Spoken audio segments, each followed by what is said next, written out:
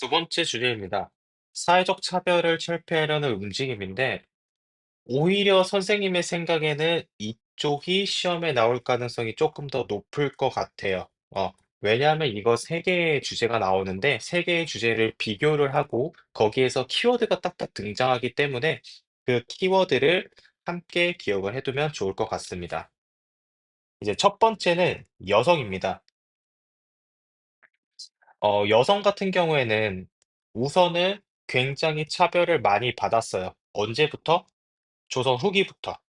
조선 후기부터 성리학적 질서를 다시 재정비하는 과정에서 여성들에 대한 차별이 강해졌고요. 이거는 일제 시대에도 이어졌습니다. 남존여비라는 가부장적인 인습이 있었는데 여기에서 우리가 기억할 건 뭐야? 일본은 여기서 어떻게 법적으로 차별을 용인합니다. 용인이 뭐야? 허락했다라는 거죠. 그러니까 안 그래도 관습적으로 충분히 차별을 받고 있었는데 대놓고 이제 차별해도 된다라고 하니까 여성들 입장에서는 굉장히 억울한 거죠. 뭐 잘못한 게 있습니까? 그 여성이라는 죄가 말이 된다라고 생각합니까? 당연히 틀렸죠. 그렇기 때문에 여성 같은 경우에도 일제강점기 때 이러한 부분에 대항해서 다양한 운동을 진행했습니다. 그래서 구체적인 지위 열악한 상태를 좀 보면요. 뭐 취학률이 낮다든가 임금도 낮고 그다음에 이제 나중에 재산을 상속받거나 친권 행사를 할 때도 남성에 비해서 차등 대우를 받았습니다. 그러면 일제강점기 때 여성이 어떻게 계몽이 되었냐? 바로 이제 신문물을 접한 사람들 있잖아요. 우리가 뭐 모던보이 보던 걸 앞에 타임에서 했었는데 그거랑 비슷하게 이제 새로운 사상들을 배워서 깨어난 여성들이 있어요. 그래서 새로운 신자를 써서 우리는 신여성이라고 하는데 이 사람들을 중심으로 다양한 여성단체 운동이 성립합니다. 그러고 나서 이제 다양한 단체들 가운데서 딱 한 단체는 우리가 기억을 해 줘야 되는데 그게 바로 근우회예요. 근우회는 우리가 별표치고 기억을 합시다. 근우회가 중요한 이유는 뭐냐면 선생님이 일제강점기 했을 때 정말 정말 강조했었던 단체와 연결이 되어 있기 때문입니다. 바로 그 단체는 첫 번째로 써져 있는 신간회입니다. 신간회는 우리 어떤 특징을 갖고 있었습니까? 1927 년에 국내에서 만들어졌고요. 자유주의와 자유주의라고 하기보다는 민족주의라고 하는 게 낫겠네요. 민족주의자들과 사회주의자들이 연합해서 만든 그 당시에 최대 규모의 통일전선 단체라고 했어요. 신간회가 결성되면서 민족주의랑 사회주의가 연합하니까 여성들 사이에서도 여성들 중 민족주의 계열과 여성 중 사회주의 계열의 단체들이 통합을 했습니다. 그렇게 해서 만든 단체가 바로 근우예요.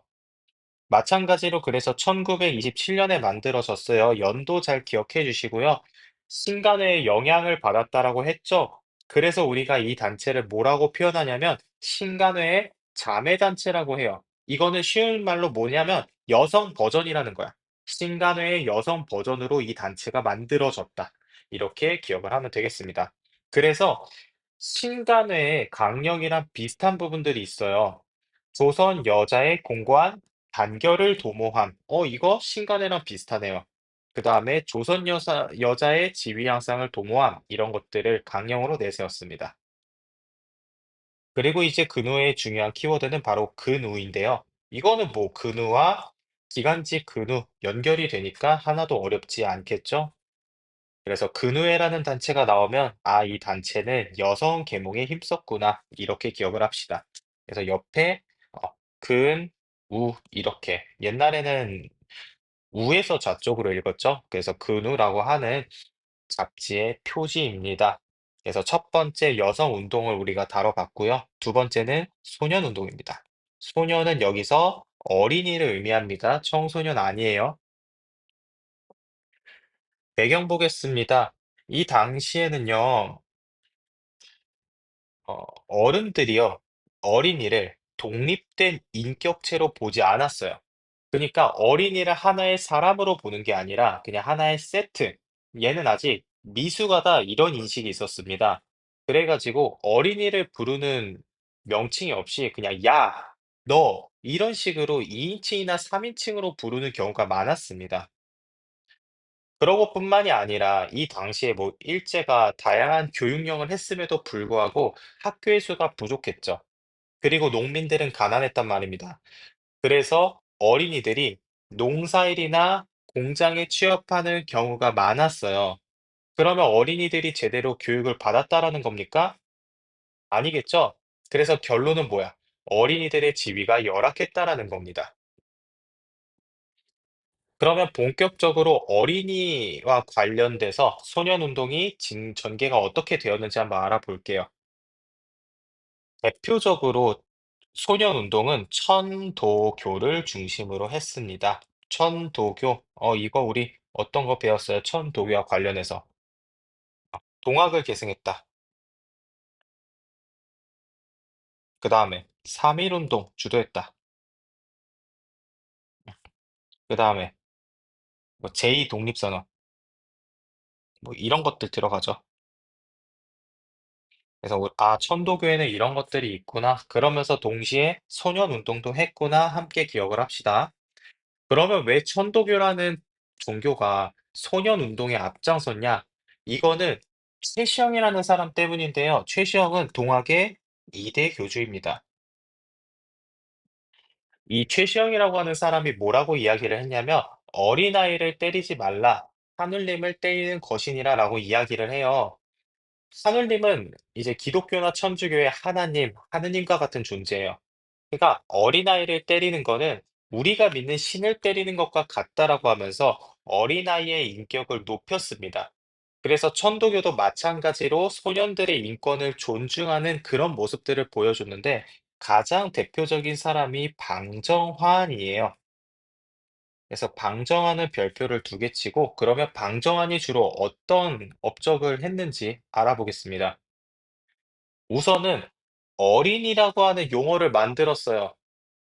우리가 이전에는 어린이는 독립된 인격체라고 인정받지 못해서 야, 너 이렇게 불렸다고 했죠. 근데 이때부터는 어린이라고 하는 하나의 용어가 만들어지고 이렇게 불렸다라는 겁니다. 그리고 천도교 소년회라는 단체를 만들고 어린이날을 제정하고 그 다음에 잡지 어린이를 발간을 해요. 이거 세 개는 짜르르 기억해 줘야 됩니다. 뭐 어린이도 마찬가지야. 어린이 용어, 천도교 소년회, 어린이날 제정, 어린이 발간. 그래서 여기 이제 어린이는 이쪽에 옆에 보면 있죠? 그 다음에 방정환뿐만이 아니라 전국에서 다양한 소년운동 단체가 만들어졌는데 한 100여 개 만들어졌다라고 해요. 그래서 얘네들을 하나로 묶어서 소년운동의 동력을 더하기 위해서 조선소년연합회라는 거를 결성을 합니다. 1927년에 있었던 이야기예요. 하지만 1930년대 이후에 일본이 뭐 민족말살 정책이라든가 뭐 총동원 정책 같은 거를 하면서 우리나라의 다양한 민족 운동들을 탄압했다라고 했어요. 그러니까 예전에는 이런 것들까지는 봐줬는데 1930년대에서 시간이 지날수록 어린이 운동이라든가 아니면 뭐 한글을 연구한다든가 이런 것들을 모두 민족 운동으로 간주했다라고 했죠. 그래서 탄압은 1930년대 이후에요. 이때부터는 소녀 운동도 하나의 민족 운동으로서 여겨져 가지고 탄압을 받았고 중일 전쟁 1937년이죠. 이때 이후에는 어린이날 행사 등 모든 활동이 금지됩니다. 여기에서 알면 좋은 게 중일 전쟁 이후에는 다양한 민족 운동들 있잖아요. 예를 들어 우리 뭐 노동쟁이라든가 아니면 뭐 소작쟁이 이런 것들도 다 중일 전쟁 이후에는 엄청나게 탄압을 받아서 거의 제대로 진행할 수 없었다. 그렇게 기억을 합시다. 그다음에 마지막 세 번째 형평운동입니다. 여기에서 형평운동의 주체는 뭐냐면 백정입니다. 자, 우리가 백정 같은 경우에는 두 가지를 1학기 때 배웠어요. 고려시대 때 백정은 일반 그냥 평범한 백성을 의미를 했습니다. 하지만 조선시대 때 백정은 천민 취급을 받았다고 했어요. 왜? 이 사람들은 이제 도축을 하던 사람이었는데 조선시대 백정은 이제 당시에 이렇게 고기를 다루고 생명을 죽이는 그런 것 자체가 유교 국가에서는 천하다고 여겨졌기 때문입니다. 그래서 배경을 보면 조선시대 백정은 사회적 차별과 천대를 받았는데 중요한 거는 뭐냐면 우리가 1학기 때 배웠던 게 갑오개혁 때 신분제가 폐지가 되었어요. 어? 그러면 백정도 천대를 안 받아야 되는 거 아니에요? 이렇게 생각할 수도 있는데 우리 막 미국도 생각해 보면 남북 전쟁하고 하면서 노예 해방 선언 했지 않습니까? 하지만 그렇다고 흑인에 대한 차별이 바로 띡 하고 없어졌나요? 아니죠. 흑인들의 차별은 뭐 지금까지도 존재할 정도로 굉장히 길게 전개가 되고 있는데 그 백정도 뭐 미국과 우리나라가 거리가 많이 떨어져도 비슷하겠죠. 신분제가 폐지되어도 천민들은 천민 취급을 받았습니다. 그러면 일본은 이들을 어떻게 했냐? 아까 우리가 여성 같은 경우에는 일제가 법적으로 차별을 용인했다라고 했죠? 백정도 마찬가지예요. 일제는 호적에 도한이라고 해서 이거 그 도축업자라는 거예요. 어, 도축업자라는 거를 기재를 해서 평범하지만 얘 신분을 신분증에 박제시키는 거야. 음. 그러니까 주민등록증에 그냥 천민 이렇게 그냥 찍어버렸다고 보시면 됩니다. 아니면 붉은 점을 표시를 해서 신분증을 봤는데 붉은 점이 찍혀 있어? 그러면 이 사람은 천민. 아, 얘는 백정이었구나 하면서 이 사람을 차별을 할 수 있는 어떻게 보면 하나의 빌미를 제공했다라고 보시면 돼요. 그래서 만약에 내가 백정 신분 출신이야. 그러면 학교를 입학을 하거나 취업을 하거나 아니면 뭐 관공서에서 어떤 업무를 볼 때 불이익을 받았습니다. 그러다 보니까 백정들은 불만이 컸죠. 왜냐하면 신분제는 폐지되었는데 본인, 그다음에 본인의 자녀들까지 다양한 불이익을 받다 보니까 안 되겠다. 우리, 어, 우리의 인권을 향상시킬 수 있는 그런 프로젝트를 진행하자라고 해서 했던 게 바로 형평운동입니다. 전개를 보겠습니다. 자, 지역 기억해 줘야 돼요. 진주에서 조선 형평사라는 거를 만들고 1923년에 형평운동을 전개했습니다. 여기서 그러면 형평은 무슨 뜻이냐? 바로 저울처럼 평등하다라는 거예요. 그래서 저울처럼 평등하다는 건 뭐냐면 내가 백정이라는 신분 때문에 차별받지 않는 세상을 꿈꾼다. 이렇게 연결해서 이해를 해주면 됩니다. 그래서 전국에 있는 백정들이 여기에 호응을 했고 조직들이 전국 단위로 커졌어요. 그 다음에 백정 운동에서 끝나는 게 아니라 다양한 단체들과 연대하면서 굉장히 거대한 단체로 성장을 합니다. 그래서 우리 형평운동은 백정차별 반대 운동에서부터 항일 민족 운동까지 확대가 되었습니다. 하지만 마찬가지로 1930년대 들어오고 나서는요, 일본이 항일 민족운동에 대해서 광범위하게 탄압을 했고, 형평운동도 거기에 영향을 받아서 위축될 수밖에 없었다. 이렇게 기억을 합시다. 그래서 옆에 이렇게 포스터가 등장을 하는데, 여기 형이라고 적혀 있죠? 그래서 이 포스터를 보면, 아, 이것만 해도 백정차별 반대구나.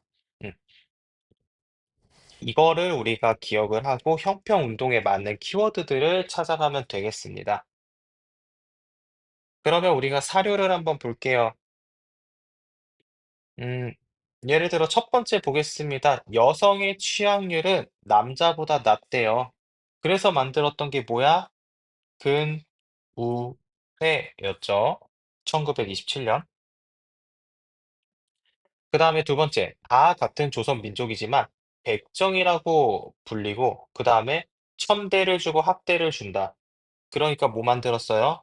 조선 성평사. 몇 년? 1923년. 이렇게 이제 키워드를 보고 관련 있는 단체들을 뽑으면 될 것 같습니다. 그래서 여기 이제 보면 뭐 사료가 요게 나올 수도 있어요. 근후의 행동 강령은 아까 우리가 봤죠? 여성에 대한 사회적 법률적 일체 차별을 철폐한다. 그다음에 나머지는 뭐 봉건적 인습 폐지, 조혼 폐지, 뭐 농민 부인의 경제적 이익 같이 여성들에 대한 내용이 많아요. 그래서 우리가 사료를 딱 봤는데 여성 인권에 대한 내용들이 많아, 조항들이. 그러면 이거는 근우회다. 이렇게 보시면 되겠고요. 그다음에 소년운동. 자, 어린이를 인격적으로 대우하래요. 그다음에 어린이를 노동하지 않게 하래요. 그다음에 어린이에 대해서 시설을 만들어 줘야 된대요. 아, 이런 것들을 보면 '아, 소년 운동이 일제 강점기 때도 있었구나.' 그러면서 우리가 뭐 방정환 선생님의 업적들을 기억을 해 주면 좋겠죠? 그다음에 조선 형평사 취지문인데 요거는 우리가 별표 2개 칠게요. "공평은 사회의 근본이고 애정은 인류의 본량이다." 그다음에 "계급을 타파하고 모욕적 칭호를 폐지하자." 그다음 줄에 이제 핵심 키워드가 나오죠. "조선의 백정은 어떠한 지위와 압박을 받아왔는가." 그래서 이런 것들을 보면 '아, 이거 백정들의 차별을 반대하는 형평운동에 대한 이야기구나.'라는 거를 생각하시면 되겠습니다.